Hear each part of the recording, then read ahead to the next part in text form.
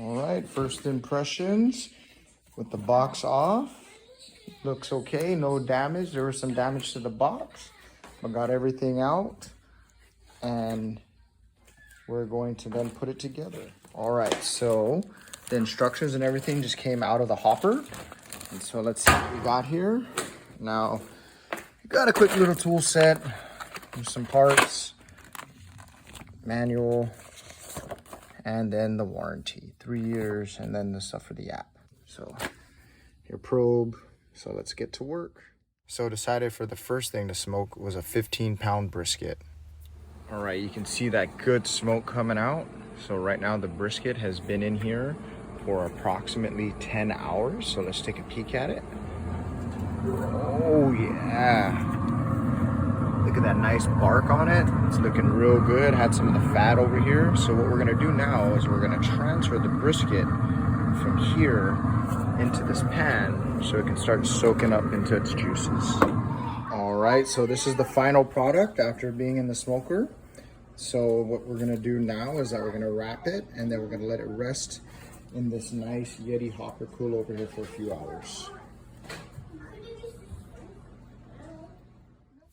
So after letting it rest for 6 hours, it came out really nice color, really juicy, and it was really good to enjoy.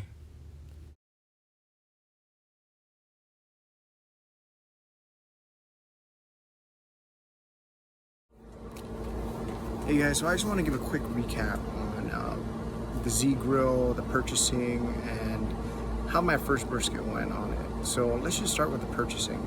So I purchased the ZGrill through Sam's Club when they had a deal for $4.99.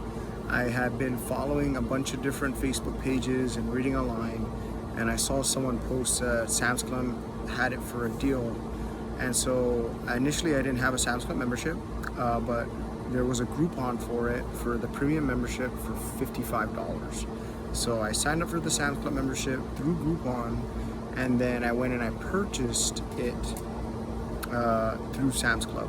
Now it was $4.99 plus I paid the $55 for the Sam's Club membership, and then it was about $46 for taxes. I live in the state of Kansas currently, so all of that came out to a little bit under $600. That's not bad for what kind of grill this is. All right, so that's just how I purchased it for that price. Now, talking through about the grill setup, it was actually really quick and easy. It took me about 45 minutes. It wasn't so bad, but you will need help though. You will need help. It is very difficult to get it from laying on its back to standing on its legs. Next thing, so I went through the initial burn and seasoning it. It wasn't that difficult at all. Now I will say, for some reason, as soon as you turn it on, it goes right to 275, right? No problem there. And then from there, I use the app to adjust it. Every time I use the knob, it doesn't really work for me, so I just use my app. The app setup was quick and easy. Granted, my wireless router for my home I currently live in is literally like right next to me, right inside the door of my back door of my house, so it makes it really easy.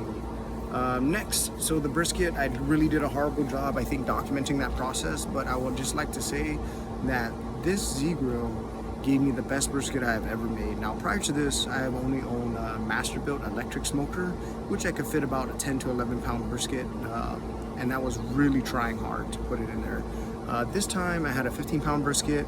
I had about 30 people over, and everyone brought different sides and stuff.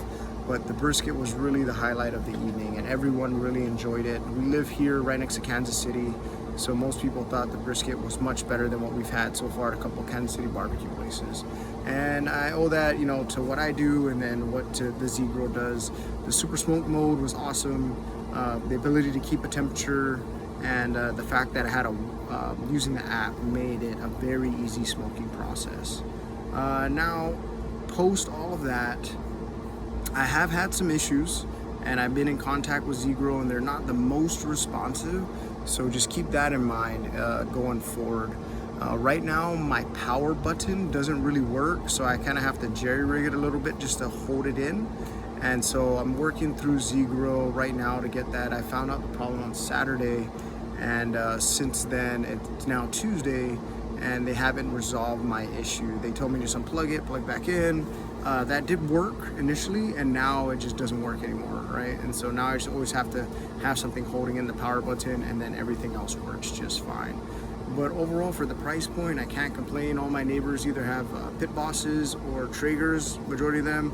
So I am the one outstanding person who decided to go a different way, and to see if I could make an equally as good brisket as they do, probably surpass them in ways. And I really do think it's that this design, this grill, and the fact that it has super smoke mode really helped, and the fact that it can keep the temperature pretty good. So I will then document better my next set of cooking, and I look to do more brisket and ribs is the next thing up.